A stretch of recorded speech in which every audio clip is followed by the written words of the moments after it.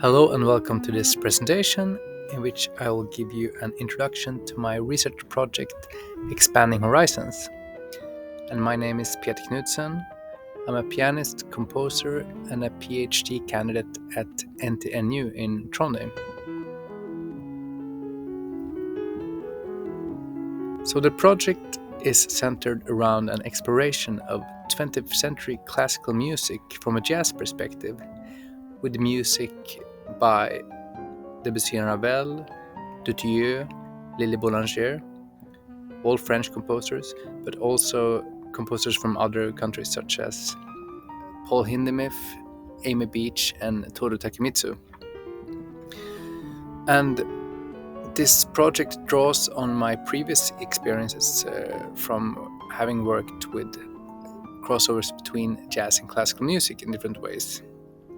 And it's based on meetings with other musicians, from duos to larger ensembles, such as big band. And the repertoire I have chosen has mainly been written for other constellations than the constellations that we are performing it with. Often music for solo piano, for different reasons.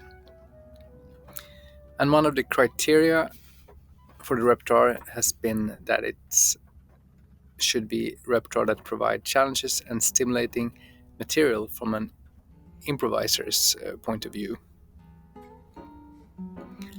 And the way we approach the material is that we engage in a mutual exploration of the music, which is then evaluated and reflected upon. And for this, I'm using semi-structured interviews and audio ethnography to capture different facets of musical knowledge. And the research questions are: how does the process unfold when jazz improvisers approach the musical language of 20th century classical music?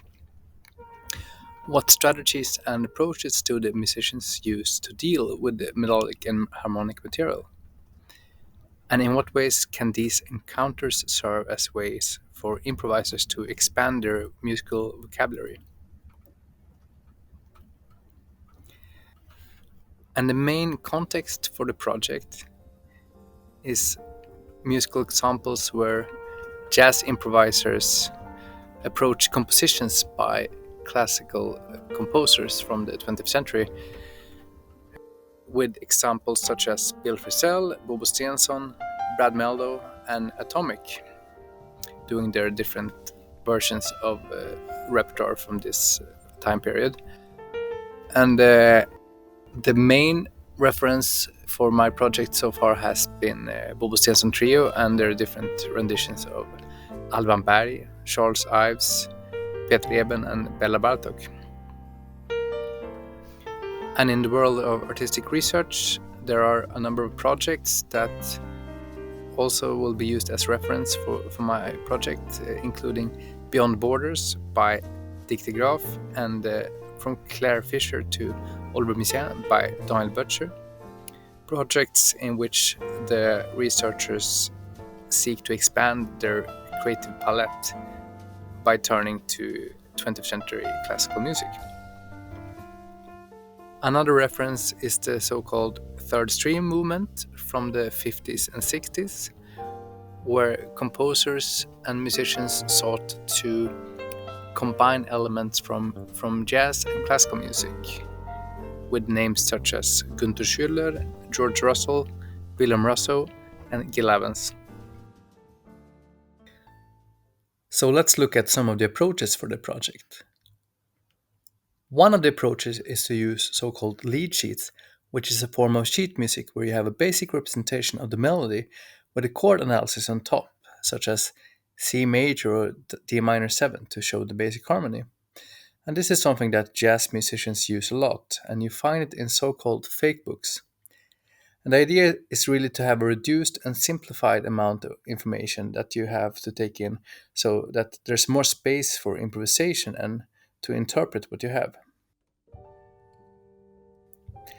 And this form of sheet music can be combined with actually writing out details such as voicings, bass lines, or harmony parts to have a form of an extended lead sheet, which is more like an arrangement. So we can look at an example of how Ravel's piano piece Valse Noble et Sentimentale, the second movement, looks when you have the original score to the right in comparison with the lead sheet of the same music to the left. And as you can see with the lead sheet, there's a lot that has been taken away, such as phrase markings, information about dynamics, and of course the entire left hand part. So we're really focusing on the melody here. And we can also look at an extended lead sheet, which is also sheet music featuring the melody, but where we see some additional things written out, such as an ostinato pattern in the left hand and some instructions for the rhythm section. And on other pages, there are also accents and bass lines written out, so this is more like an arrangement. And this arrangement was done for a quartet called the Ripeto, where I'm playing the piano, where I wanted to make use of the particular group sound that we have when approaching this piece of music, which makes it sound quite different from the original piano piece, although virtually all of the notes are there in the arrangement. And now I'll play a bit from the end of a piano solo and onwards.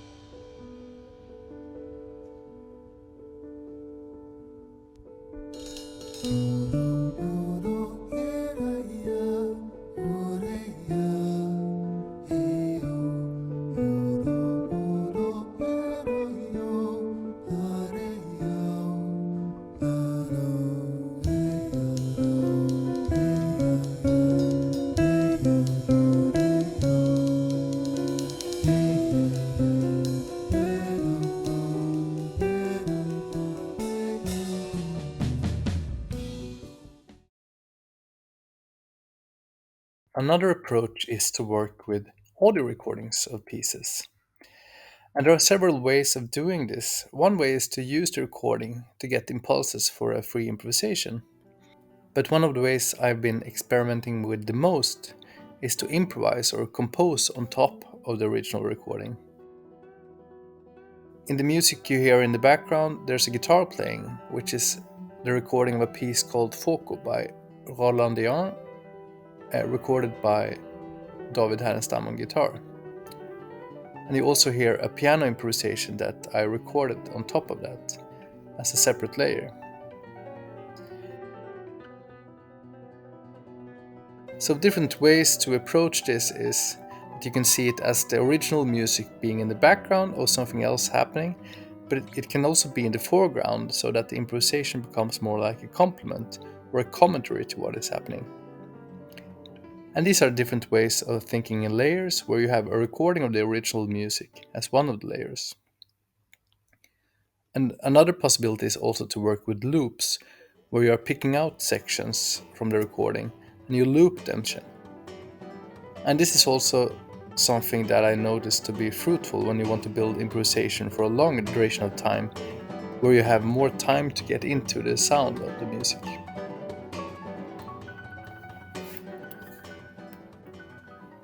Another approach is to work with original scores, where you actually take the original sheet music of a piece, and the way I've done this mostly is by adding chord analysis, as you can see to the left, as a way of indicating the main harmonic progressions, and to give a basic idea to the improvisers about what is happening harmonically, although it will always be a simplification.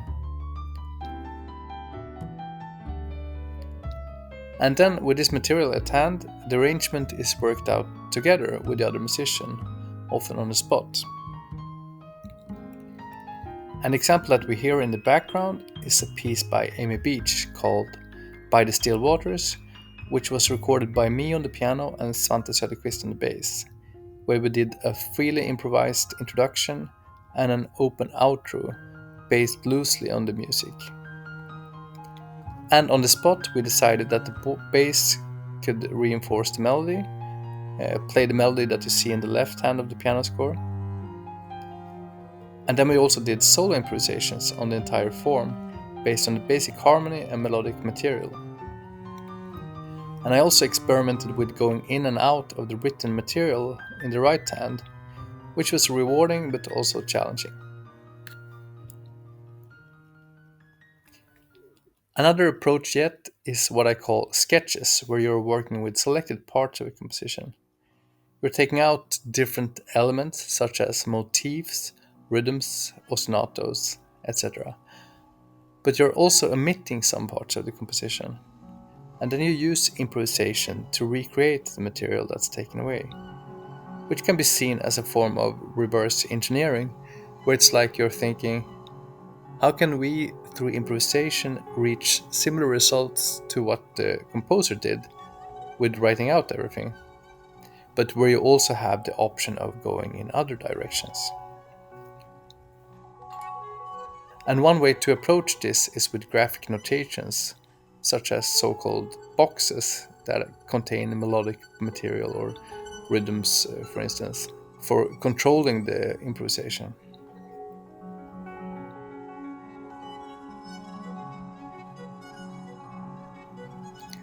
So let's look at how we approached La Mer, which is an orchestral piece by Claude Debussy written in the beginning of the 20th century with the subtitle Three Symphonic Sketches, where I chose to focus on the first two of these movements.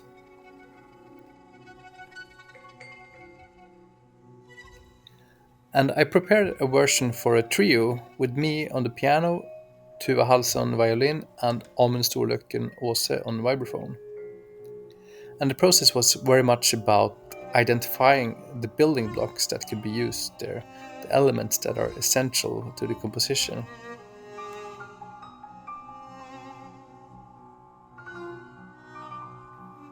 And the way I did this was through immersive listening, going through literature on the piece, such as articles and all kind of information related to the music.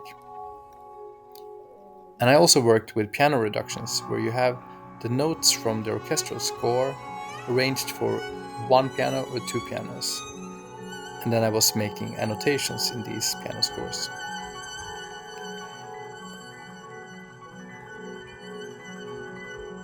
But all in all, it was a process of reducing and condensing and narrowing down the material that I was then trying out with improvisations by the piano, and that led to sketch-like scores. And this material was then tried out in rehearsal with the other musicians, where a form was gradually taking shape. And some of the priorities for this was to have space for the improvisers and to maintain some sort of inner coherence with the material that we actually used. So here you can see some of the themes that were actually used, which are some of the main themes from the first and second movement of La Mer. So let's have a listen.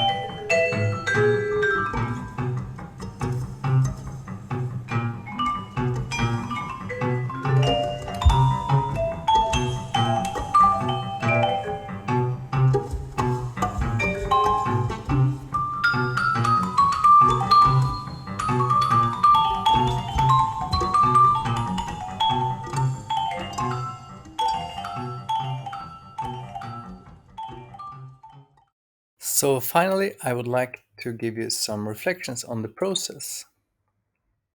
So far, what I've seen is that the project contains a number of challenges, including improvising on complex harmonies, harmonies that often differ from what you find in standard jazz, like the American Songbook, which also makes it very rewarding. And another challenge is to move beyond the score, since the score can be so complex and dense at times. And we also realize that there are certain limitations when different instruments are used, different instruments from the original, and that the actual technique of the performance might be different to classically trained performers. And there's also this challenge of aesthetics, that there might be aesthetic clashes when we have this sort of genre encounter. And another challenge is that different musicians have different ways of approaching musical material. While some might be used to working with sheet music in general, others are more comfortable with working in an ear based way, which is something that needs to be taken into account.